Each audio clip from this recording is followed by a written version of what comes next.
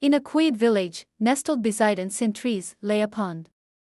Its waters, usually calm and clear, reflected the sky like a forgotten mirror. Every afternoon, as the sun climbed to its zenith, a lone housewife would approach its banks. She carried her basket of cloddas, a familiar silhouette against the shimmering surface. This daily ritual was a simple act, a rhythm of life in a world untouched by haste. She would dip the fabrics into the cool water, her movements practiced and serene. One sweltering afternoon, the air hung heavy and still. The housewife arrived at the pond as usual, her presence a solitary comfort. She knelt by the edge, preparing for her task, unaware of the unseen eyes watching from below. She plunged her hands into the water, then leaned forward, perhaps to rinse a stubborn stain. A ripple spread across the surface, then another, larger one. She submerged herself, a common practice to reach deeper, cleaner currents. But this time, the surface remained undisturbed. The ripples faded, leaving only the pond's placid reflection. She did not resurface. The basket of cloddas lay abandoned on the bank, a silent testament to her sudden absence. Days turned into weeks, and the mystery deepened. The villagers searched, but found no trace. Then, a new horror began to unfold. Every afternoon, precisely at noon, the pond's clear waters would begin to change. A faint blush would appear, spreading from the depths. Slowly, inexorably, the entire pond would turn a horrifying shade of crimson.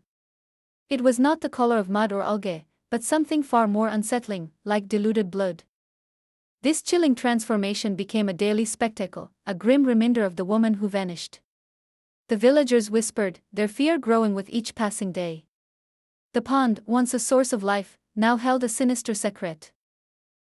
An old legend, long dismissed as folklore, began to resurface. It spoke of a hidden realm beneath the earth, a place of shadows and forgotten souls. From this abyss, it was said, a spectral hand could emerge. This hand, cold and relentless, sought out lonely woman. It would reach from the depths, its grip inescapable, dragging its victims into the watery void. The pond, they now believed, was a gateway to this terrifying underworld. The crimson hue, they concluded, was not merely a trick of light or a natural phenomenon. It was the very essence of the underworld bleeding into their world, a warning, a mark of its insatiable hunger. Today the pond remains. Its waters still reflect the sky, but no one dares approach it at noon. The daily ritual of washing cloddas has ceased, replaced by a pervasive dread that hangs in the air.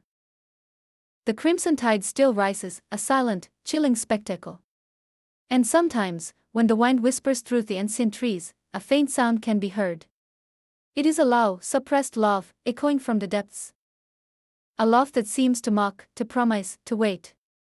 It is the sound of the unseen, a chilling reminder that some mysteries are never solved, only endured. The pond holds its secret, and the village holds its breath.